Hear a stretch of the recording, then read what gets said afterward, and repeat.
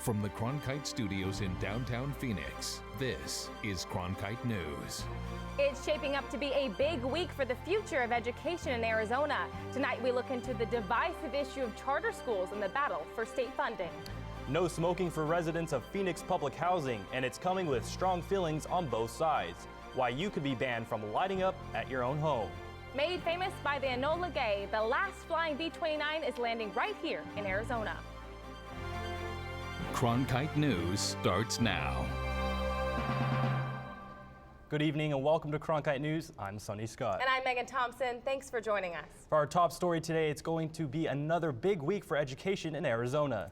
High school students heading back to school today had one less concern to worry about: passing the Ames test. That's because a bill passed to end the requirement that said students must pass a standardized test before graduation. The test was set to be eliminated in December of 2016, but this bill pushed up that timeline to now. As of last fall, 33,000 students had not passed the math portion, 9,000 the reading part, and 20,000 the writing test.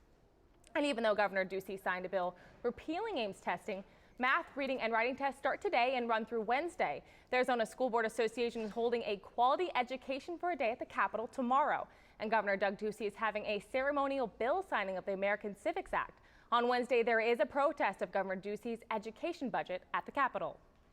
The budget proposal for Arizona education has been widely discussed lately. Cronkite News reporter Tweelan Nugent joins us now to discuss what Governor Ducey has planned for Arizona.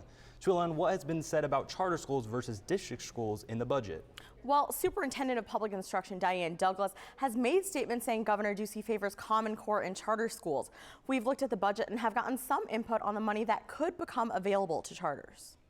I've seen the detail of what it is he's trying to propose, and it all revolves around exceptional, high-quality schools. Former Arizona Superintendent of Public Instruction Lisa Graham Keegan was instrumental in starting charter schools in Arizona. She now serves on Governor Ducey's education transition team, but she doesn't see his budget as favoring charter schools. I don't think the conversation should be, we like district schools, we like charter schools, we like grade schools. Governor Ducey's budget proposal includes a transfer of $24 million from the Student Success Fund to the School Facilities Board. If approved, that money will allow high-performing schools, district and charter, to expand. Some lawmakers see this proposal as favoritism.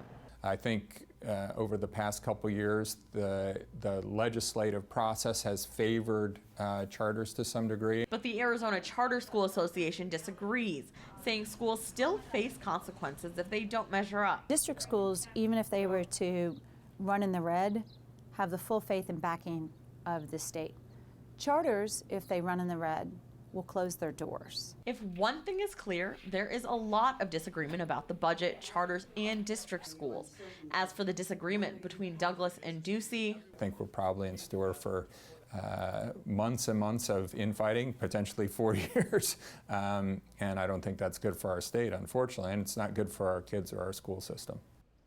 We reached out to Governor Doug Ducey's office and asked if his budget favors charter schools. His spokesperson said the governor favors high-quality education.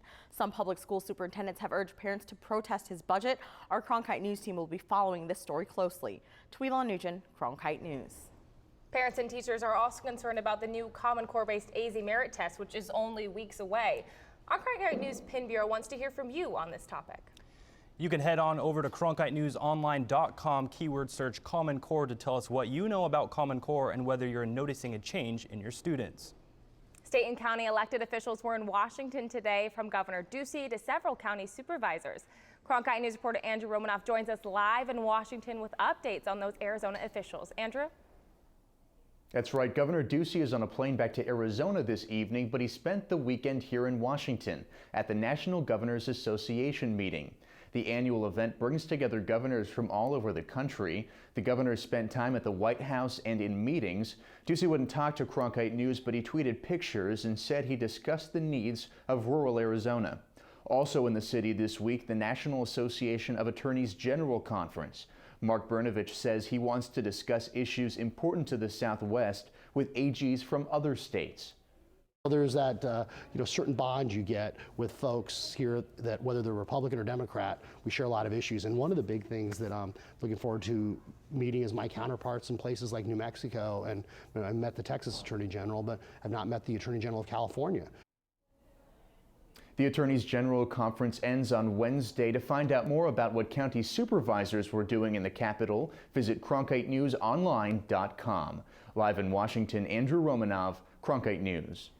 And the numbers are in from a 2-year study on sex trafficking and the impact of the Super Bowl, conducted by the Office of Sex Trafficking Intervention Research through ASU and the McCain Institute. It seems like the numbers have increased. Reporter Mackenzie Scott is breaking down these just-released statistics. Mackenzie? Yes, Sonny. Although there has been increased awareness from both the public and law enforcement when it comes to sex trafficking, research from the McCain Institute shows that sex trafficking supply and demand increased in the Phoenix area around the Super Bowl. Phoenix, we did see lots of language about football. According to statistics released by the McCain Institute and the ASU School of Social Work, sex trafficking is still a huge problem. We saw that not only are the amount of buyers up, but that we have a problem with demand. From 2014 to 2015, Phoenix has had a 30.3% increase in number of sex ads being posted on the internet and a 22% increase in sex buyer volume. George Stewart of the FBI said the problem of sex trafficking is all around us, not just during the Super Bowl. I think all cities in the United States have to realize this is a problem in your backyard. It's something that is there. The demand is everywhere. The demand seems to increase to some degree with a special event, but even outside the envelope of a special event, the demand is there. And for Cindy McCain, she wants to tackle the issue of demand and believes educating the youth on the issue is essential. And more importantly, talk to our little boys about respect and treatment of little girls, that you know, the things we're seeing in Hollywood and online are not how we should be treating our young ladies. Cronkite News was told that the McCain Institute and Office of Sex Trafficking Research plans to decrease demand of sex trafficking by 20% in the next 2 years. Live in the broadcast center, Mackenzie Scott, Cronkite News. And when you're in the need of life-saving assistance, a child is probably not the first person you'll look to for help. Well, coming up on Cronkite News, how this kid's CPR certification is leading to a possible change in legislation. And more than 200% increase in one virus is sending some Arizona babies to the hospital, but simply washing your hands could stop the spread.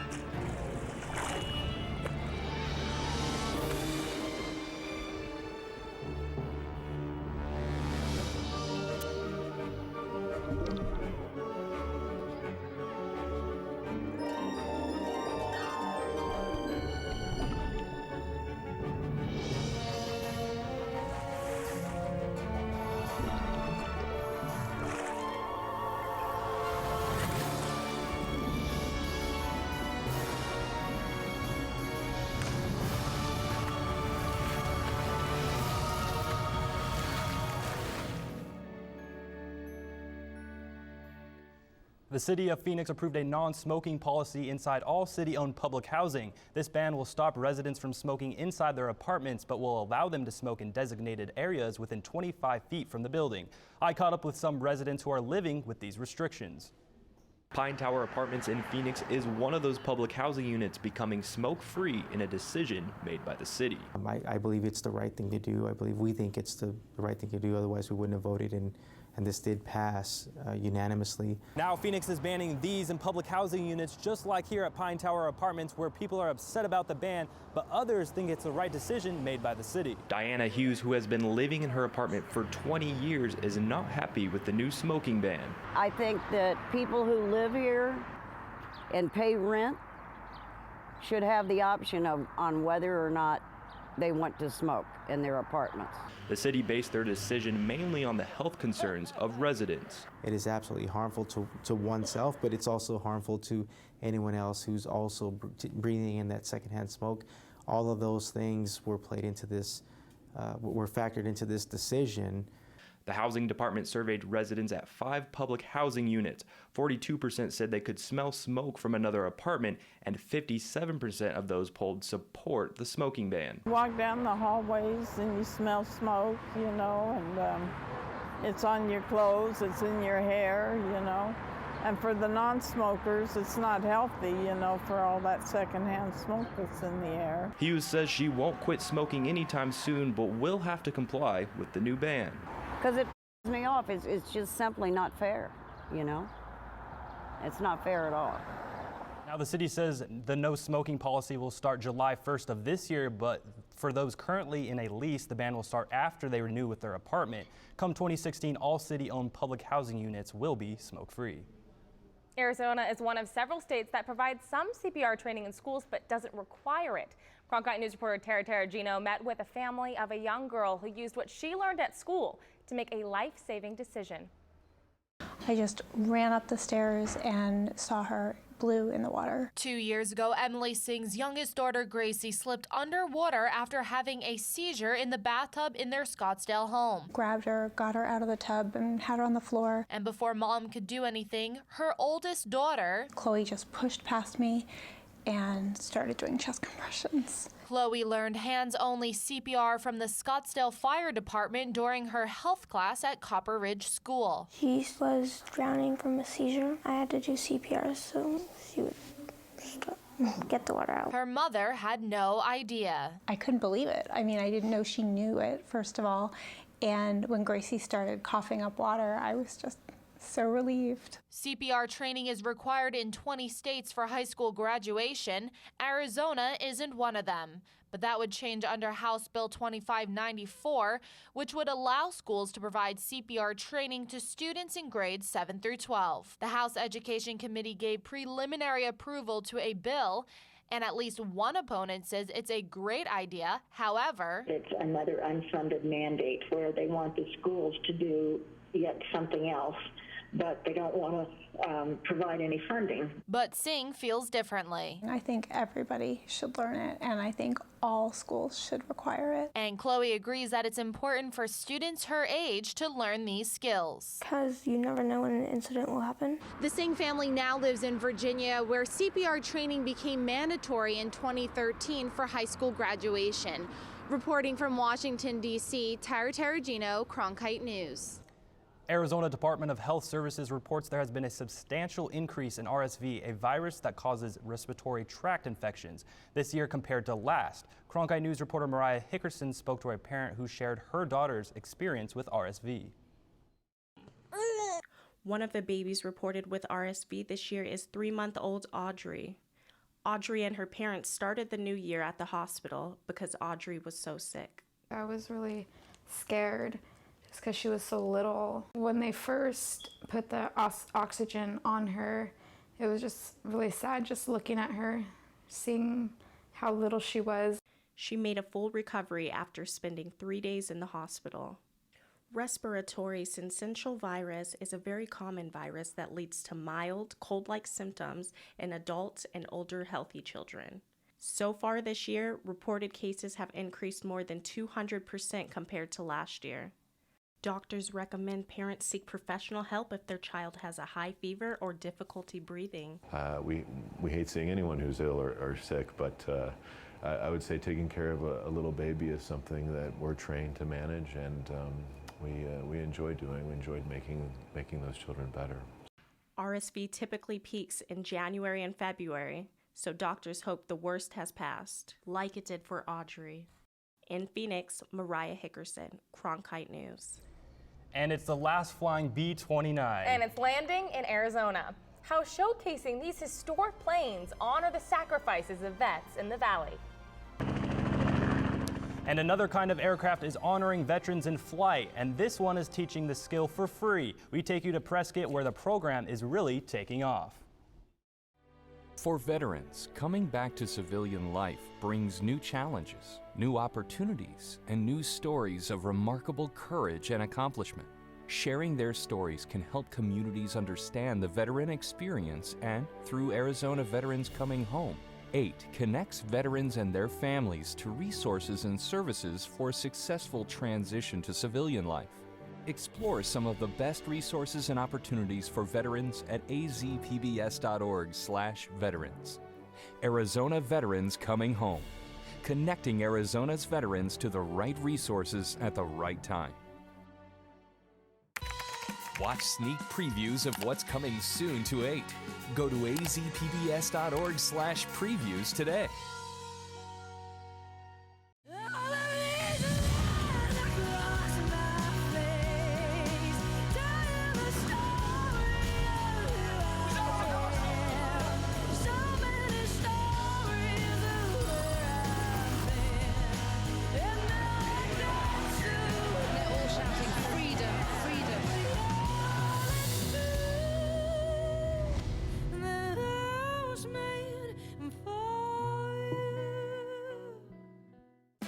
Arizona PBS, a community service of Arizona State University, delivers new ideas and new worlds to the explorer in you. The city of Phoenix and history buffs got a blast from the past as an iconic World War II bomber touched down at Deer Valley Airport. Reporter Ryan Hill got a chance to step inside the cockpit and see the former staple of the U.S. Army Air Corps. Ryan? Megan, in this day and age, you'd step out onto any airfield and you'd hear the roar of a jet engine. Those that attended Deer Valley Airport today heard a different sound. The chops of propellers filled the air as Commemorative Air Force swung by Phoenix to remind folks of when behemoths like Fifi used to rule the skies. It's a giant plane with an unusual name. Meet the B-29 bomber named Fifi. The Commemorative Air Force brought the Super Fortress to Deer Valley Airport in Phoenix. Awesome, powerful, strong memories country. That's how Colonel Jeff Linebaugh describes Fifi, and the memories with veterans are what stick with him. It was a really neat experience to see these guys that are 80 some odd years old, 85, 86 years old, and just to see the expression on their faces when they see the airplane and when they start reliving the memories in their mind of their times with the airplane. B-29 was decommissioned around the late 1950s, just after the Korean War. There were more than 2,500 planes created and manufactured by 3 different companies. When these planes come into different cities, Linebaugh feels he is doing some good to those who served. To see the families of these guys and to get them to experience what their father or their uncle or their brother got to do, and to have it see it firsthand, it's a wonderful thing. Of the 22 B-29s in possession of the various museums, Fifi is the only B-29 still roaming the skies. She may not be as famous as the Enola Gay, but Colonel Mark Novak is still proud of their Fifi. Fifi's a one of a kind. I mean, there are very few airplanes you can go out there and say that it's one of a kind. So she's special. Every time I get in her, it's just an amazing thing that I get to fly the airplane. It comes down to remembering not just the history of the planes, but those who flew them. We had a 92-year-old lady come out and she says, "This is my area right here." She put the rivets on between the engines, you know, and then so to hear her experience and her to be able to bring her family out and share with them. Now, taking a ride along the jet stream with Fifi might be something you'll remember forever, but you know what? So will your wallet. Tickets for a ride along CFA's B-29 range with prices from $559 to around $1,600. Now, that's one pricey piece of history. Live in downtown Phoenix, I'm Ryan Hill, Cronkite News. The sky is the limit for some, but not these Prescott veterans. They're taking to the air, getting trained to become commercial pilots and even instructors. Cronkite News reporter Brooke Wazowitz flew up north near Prescott Municipal Airport to see how these vets getting their wings for free. Pays for 100% of our flight costs and tuition as long as you served 3 years active duty. The post 9/11 GI Bill gives returning vets a range of benefits from tuition to book stipends and even housing. Zach Tallross found Guidance Aviation shortly after he served. I did 5 years in the Army with the 82nd Airborne. I did 2 tours in Iraq and actually received the Purple Heart my first tour. And now he's flying high and about to graduate with several other veterans. Everything we're doing here today is over 5,000 feet, and we checked the A-chart today, and we're about 6,000 feet right now. So everything we're doing is high altitude. The instructor, Parker Coons, is also a veteran who graduated from the aviation program at Guidance. As a veteran, Guidance has benefited me by allowing me the opportunity to learn to fly. They've given me a lot of experiences that I wouldn't get elsewhere. Guidance Aviation has given hundreds of veterans over the years a chance to get back into the workforce. Just really thankful that there are programs out here, out there like this, and that Guidance really values their veterans. there are approximately 160 full-time students at Guidance, and 85% of those are veterans. In Prescott, Brooke Wazowitz, Cronkite News. And if you're a veteran or know one that is interested in this program, you can visit guidance.aero/veterans. And northern Arizona is getting hit with some snowy weather today. Let's check in with Katrina Arroyos to see when it's expected to let up. Katrina? Well, that snow will continue on for the rest of the today and going into tomorrow. This storm originated in Southern California, made its way into Arizona, dropping our temperatures here in the valley, but up north, they're getting hit with the snow. Let's look at the snowfall averages from this morning on going into this afternoon. Flagstaff, 2 to 4 inches of snow. Page takes the top at 8 to 12 inches, and depending on where you are along the Grand Canyon, they're in between 12 to 8 inches of snow. Here in the valley, though, of course, we're too low for any snow, but we have slight showers all throughout the area and, of course, cloud coverage. We didn't quite hit an inch of rain, but we did have a couple of millimeters. Looking on now at temperatures throughout the state, we definitely cooled down a bit as that storm system made its way into Arizona. Down south, Tucson's at 69 degrees, Phoenix at 65.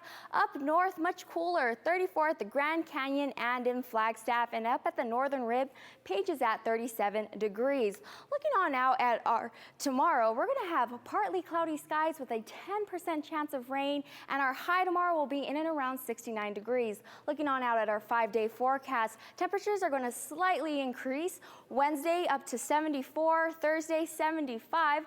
Friday will have a 10% chance of rain and will be at our highest temperature of 76 degrees. Saturday moving into 68 degrees with a 30% chance of rain. For Cronkite Weather, I'm Katrina Arroyos. The Phoenix Suns took a trip off the basketball court discussing how to stay fit and prevent obesity on Native American reservations. At ASU, we believe the most important semester is the one that starts after you get your diploma, the one called life. So we work hard to help our alumni thrive, teaching them the importance of not only achieving their goals, but exceeding them. With innovative programs that embrace hands-on learning, that encourages real-world growth. Our alumni know it can be the education of a lifetime, for a lifetime. For more information, thrive.asu.edu.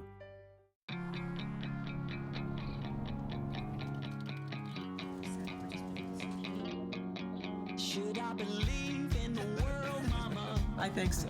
Should I give up and hide, or should I stay and fight? Should I believe in the rules, Mama? What are the consequences? Can I speak out my mind in these changing times? I don't know what to believe, Mama. Will you march with us? There's a fire inside, there's a storm on the rise. Give me a reason to be, Mama. Buonasera.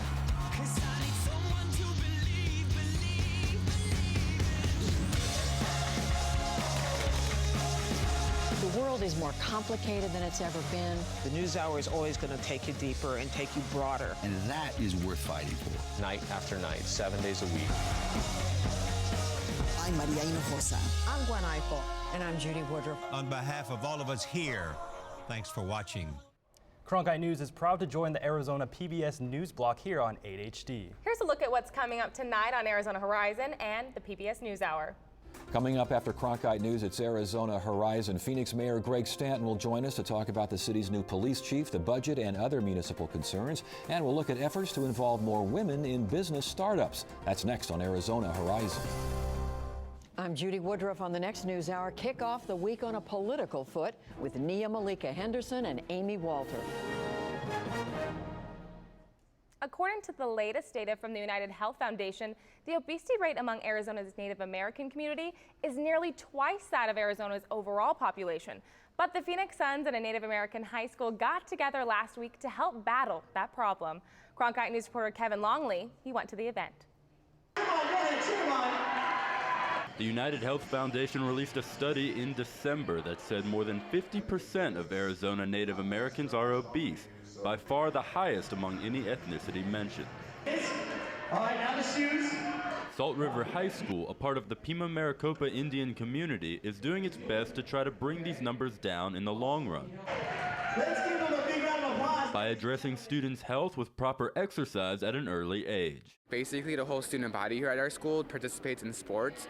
So like everyone, is like in a sport. And I'm in a sport too. I was in the cross country and cheer. I play volleyball, softball, and basketball. So right now I'm starting softball practice. So actually after school I have pitching practice. So I'm really into sports and at school and getting involved with that. According to the United Health Foundation, 30% of Arizona's high school graduates are obese and 27% of college-aged adults are obese. The Phoenix Suns are trying to help. Guard Reggie Bullock and team broadcaster Tom Leander led a discussion last week with Salt River High students on the importance of health and exercise. When a group like the Suns comes out, it's real special. The kids pay attention. Bullock admitted to students that he didn't take good care of his body until he was in college, but now realizes anyone can struggle without proper diet and exercise. I mean, I was a slim dude pretty much all my life, so I thought that, I could eat bad and just run it off, but at the same time, it wasn't good for my career. Now in his second year in the NBA, Bullock hopes his lesson will resonate with these students. In Scottsdale, Kevin Longley, Cronkite News. According to the United Health Foundation, Arizona overall ranks 17th among states for obesity. But efforts like this one by the Phoenix Suns are hoping to change that for the better. That's it for Cronkite News tonight. Thanks for joining us. Have a great night.